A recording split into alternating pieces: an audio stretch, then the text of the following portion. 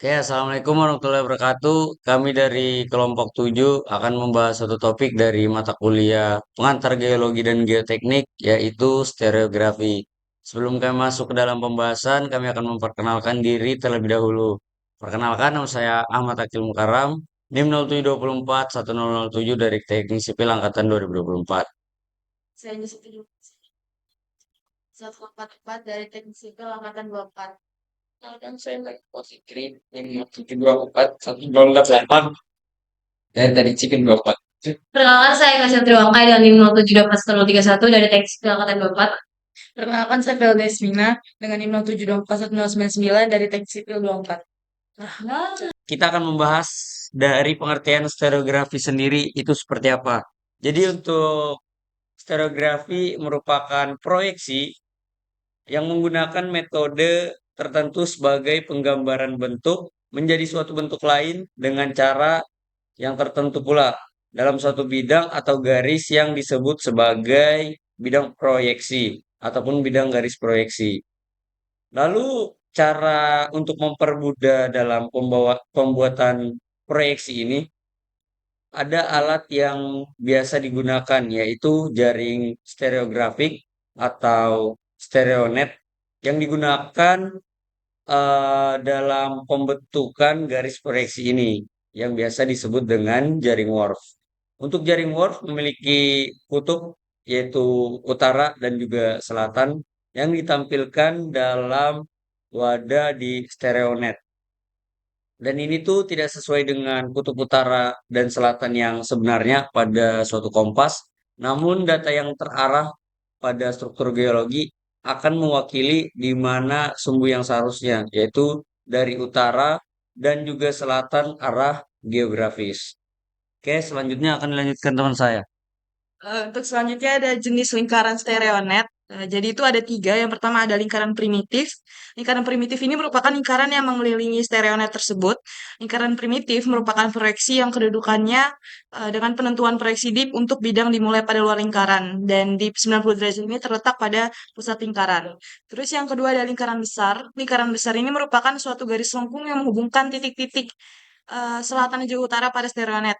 Kutub sisanya itu dapat dihubungkan dengan sudut antar titik hanya dapat diukur pada lingkaran besar.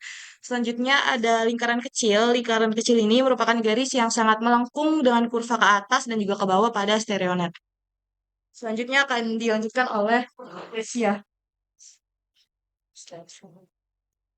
Selanjutnya ada macam-macam proyeksi stereografi. Yang pertama equal angle projection or wall-net. Pada dasarnya proyeksi dasarnya untuk dapat memproyeksikan diri pada permukaan bola ke bidang proyeksi pada suatu titik zenit yang terletak pada sumbu vertikal yang melalui pusat bola dari bagian puncak. Jenis ini biasanya dipakai untuk analisis kristalografi, mineralogi. Apa ini? Ini apa, Pak? Semstuk sen Selanjutnya ada macam-macam proyeksi stereografi. Yang pertama equal angle projection or wall-net. Pada dasarnya dasarnya untuk dapat memproyeksikan diri pada setiap titik pada permukaan bola ke bidang proyeksi pada suatu titik zenit yang terletak pada sumbu vertikal yang melalui pusat bola dari bagian puncak. Jenis ini biasanya dipakai untuk analisis kristalografi, mineralogi, semi struktur geologi. Hasil dari equal angle projection adalah wall-net. Dan yang kedua ada equal area projection or skimit net. Proyeksi titik-titik permukaan bola terhadap bidang proyeksinya dan proyeksi ini yang akan menghasilkan suatu jarak dan titik pada suatu bidang. Hasil dari proyeksi ini disebut skimit net.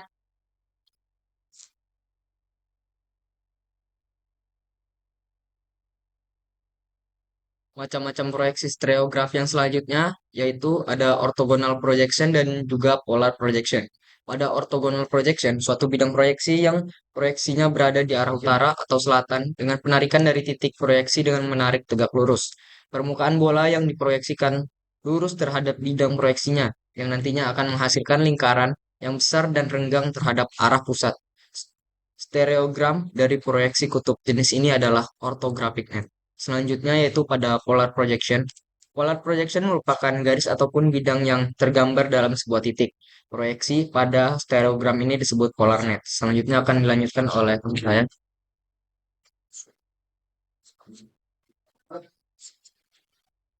Yang selanjutnya ada unsur yang digambarkan. Yang pertama ada bidang atau plane, dinyatakan dengan strike atau arah jurus, dan dip atau kemiringan bidang. Pada stereonet, bidang digambarkan sebagai lingkaran besar atau grid circle yang mewakili posisi bidang dalam ruang 3D. Yang kedua ada garis atau line, dinyatakan dengan tren atau arah, dan plung atau sudut kemiringan garis. Pada stereonet, garis direpresentasikan sebagai titik pada bidang proyeksi. Yang ketiga ada kutub bidang, di mana atau biasa disebut pole to plane, merupakan garis tegak lurus terhadap suatu bidang yang dipakai dalam analisis karena lebih mudah untuk melihat pola orientasi kelompok bidang. Dan pada stereonet, kutub bidang juga digambarkan sebagai titik. Selanjutnya akan dilanjutkan oleh teman saya.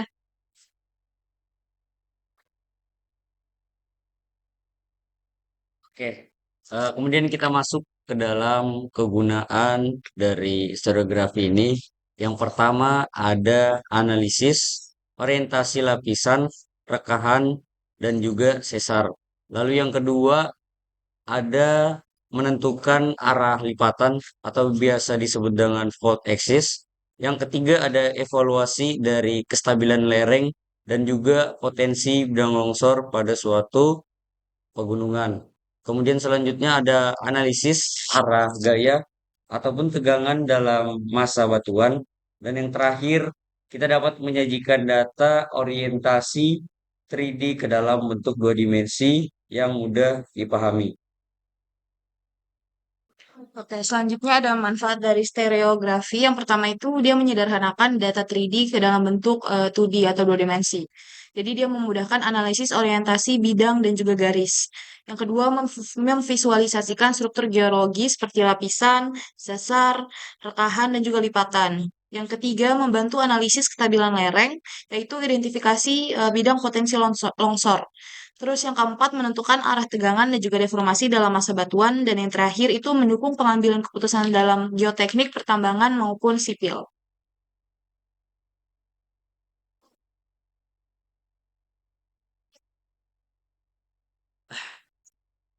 Oke, karena dari materi untuk stereografi itu sudah selesai, mungkin saya simpulkan sedikit dari yang pertama ada soal pengertian stereografi itu sendiri. Tadi merupakan sebuah metode dalam penggambaran dengan bentuk tertentu menjadi sebuah bentuk lain. Lalu ada beberapa cara untuk membuat proyeksi stereografi ini menggunakan alat yang biasa disebut dengan jaring Wolf.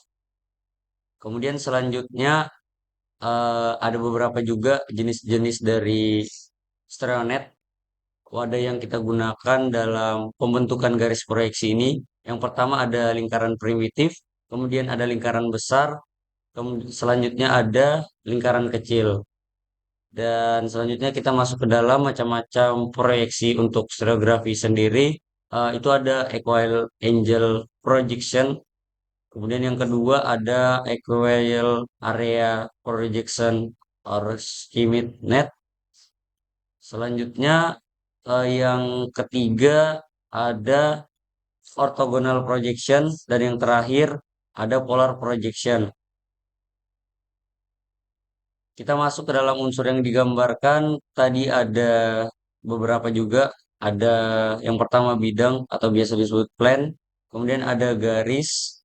Yang ketiga ada kutub bidang yang kita gunakan sebagai unsur-unsur dalam pembuatan garis proyeksi. Dan terakhir tadi ada kegunaan yaitu analisis orientasi lapisan, rekahan, dan juga sesar. Kita bisa menentukan arah lipatan, kita bisa mengevaluasi kestabilan lereng, menganalisis dan menyajikan data dari 3D menjadi dua dimensi.